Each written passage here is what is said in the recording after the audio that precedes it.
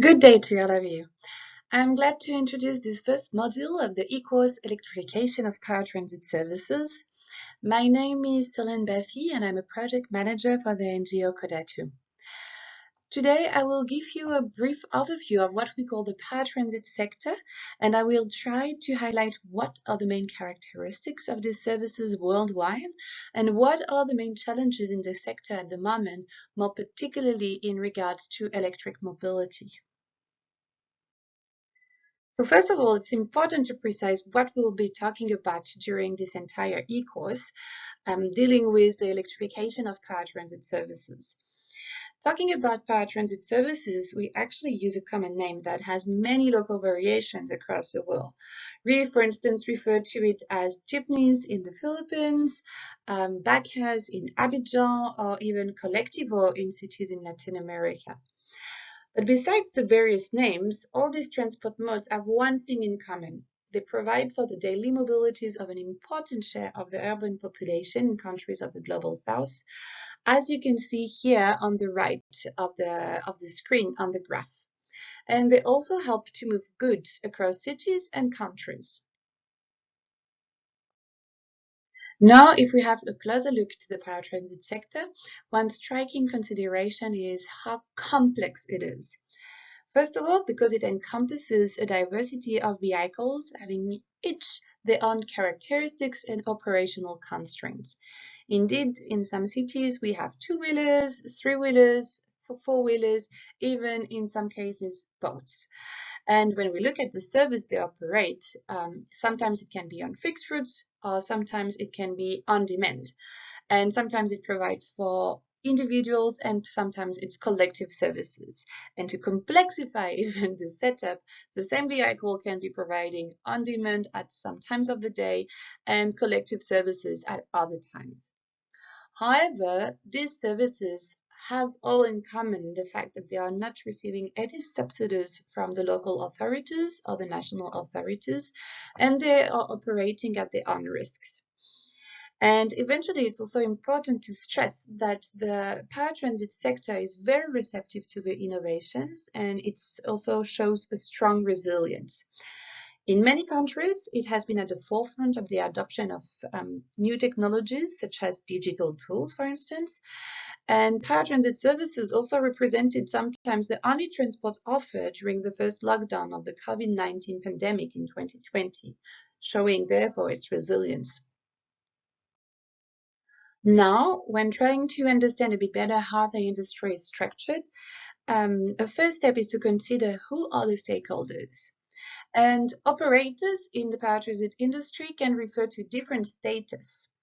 Some operators are indeed owners of the vehicle and drive it themselves. In other cases, owners rent their vehicle to a driver according to the principle of the target system. Each day, the driver pays a fixed amount to the driver, and all the revenues collected beyond this fixed amount come to the driver. This system, even though it prevails in the industry worldwide, is often blamed as it leads drivers to work long hours and sometimes also to neglect the maintenance of the vehicle in order to minimize the operational costs. Sometimes owners operate the vehicle part of the time and rent the vehicle the rest of the time. In other cases, owners of vehicles can be assimilated to entrepreneurs when they own an entire fleet of vehicle, and they might not be at all involved in the transport sector and have a salaried income coming and use the paratransit as a complementary source of income. Also, drivers can be helped out by toots who collect the money and help to get passengers on board. There are also many other related jobs, such as the mechanics that evolved around the paratransit industry, also the dispatchers, etc. Operators gather in professional organizations, depending on the context, the level of pooling resources, and the legal framework. These professional organizations might be associations, syndicates, cooperatives, even if sometimes operated companies. Also, depending on the cities, these operations might gather either owners of vehicles or drivers themselves. In most places, the paratransit sector is an important job provider with low or even no barriers to access it. So its role in developing economies facing important unemployment rate is still very important, and it also explains its economic and political weight in many contexts. It's also a very difficult sector to regulate due to its complexity and also due to the lack of appropriate regulation tools for the local authorities. The lack of understanding of the paratransit sector results mainly from the complexity regarding the interactions between all the stakeholders and the lack of data and information regarding the services and operations. Indeed, the only source of revenue for the entire sector comes from the farebox revenues. And due to the predominant use of cash still in many places, it is very difficult to assess these revenues. From this source of revenue, several stakeholders get a share, may it be direct or indirect. Direct shares regard the income generated by the driver and its crew, the totes, the rent of the vehicle that comes to the owner, the fees paid to the professional organizations, and sometimes to the license holders. Indirect shares refer to the energy supplier, as fuel represents the main expenditure for operators on a daily basis, and all the connected jobs, as I mentioned before, car manufacturing industry, mechanics, insurers, etc. Besides, due to the informal nature of the service, there are still some bribes that are quite widespread in the industry at various levels. These multiple financial flows between stakeholders and the limited access to data and information makes it very difficult to assess the business model of operators, even sometimes from themselves. It also entails very specific power relationships between the different stakeholders and also sometimes a resistance to change from some of the stakeholders whose interests may be jeopardized. Now, if we look at the approaches and the strategies undertaken by the authorities in confront to the sector, this changed a lot over the last decades. Indeed, for many years, authorities opted for a complete laissez-faire. And as the sector grew in many cities, then authorities tried to regulate the sector by implementing either qualitative or quantitative measures, such as the regulation of the number of operating licenses or the introduction of quality standards. Often, these measures have also been implemented to protect public transport operators, such as bus service operators, who felt there was an unfair competition with the growth of the paratransit sector. But often these regulations have been partially enforced, and the sector kept on growing also in connection to the increased demand of mobility in many cities worldwide. So another strategy has been developed with the development of mass transit projects with the aim to integrate and replace the paratransit vehicle and to have the operators being part of the mass transit projects. This has been even more the case with the fast-growing adoption of projects such as BRTs in Latin America, in Asia, or in Africa. More lately, new strategies and approaches are emerging with the aim to improve the paratransit services themselves. Indeed, due to the continuous increase in demand of travel in most of the big cities and the secondary cities in the global south, it becomes clear that mass transit services cannot be the only solution to provide mobility on a daily basis. And again, the consideration that paratransit services are provided at no cost for local authorities is making the sector even more attractive lately for local governments. However, the integration of paratransit services within urban mobility systems also required to improve the services and the sector in general. So when considering the improvement of the services and the sector, four main aspects can be considered. The first, the integration of the paratransit services within urban mobility system. This means to specify the role of the paratransit depending on the other existing services and to ensure better integration through intermodality, fair policy, ticketing systems, etc. Then also the modernization of operations. This can be helped by the collection of data and the improvement of the passenger information and the possibility to also improve the service optimization for operators. Another aspect to consider is the improvement of the working conditions for the operators, especially the drivers who are often working in very precarious conditions. This is mostly connected to the target system. So one of the effort has been to move from this target system towards salaried work when possible and to also guarantee access to social security, for instance. Eventually, another important aspect to consider is the reduction of negative externalities. This area relates more specifically to noise pollution, to the amount of road incidents generated by the paratransit sector, and also the GHG emissions.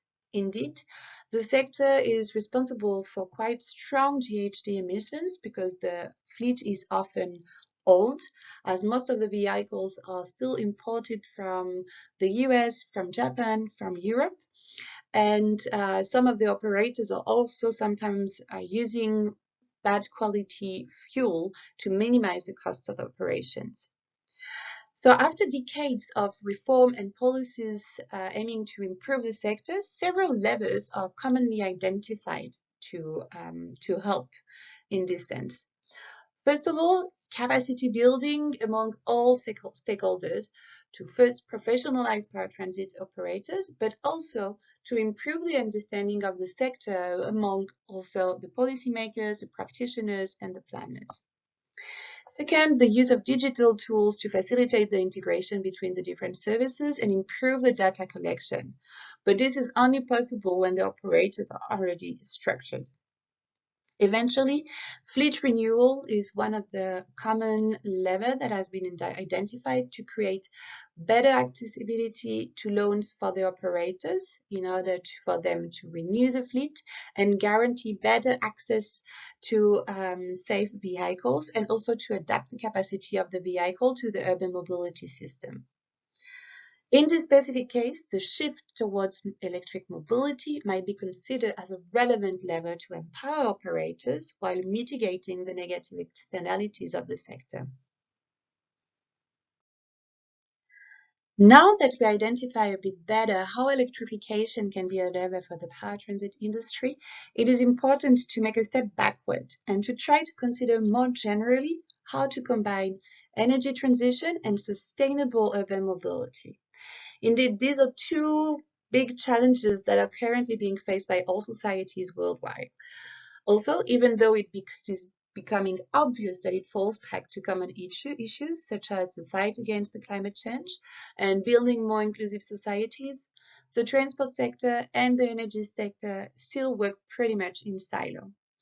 Considering this, the commitment of authorities at all levels is even more needed to build a consistent vision and approach to transition.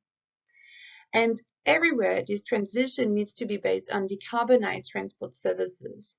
Indeed, whereas levels of pollution in many cities recently reached unprecedented levels, a shift in energy supply and a model report towards public transport and non-motorized transport are becoming more and more urgent, especially as this will continue to increase in correlation with the improvement of the quality of life in many developing countries. This brings us to the momentum that we are now facing.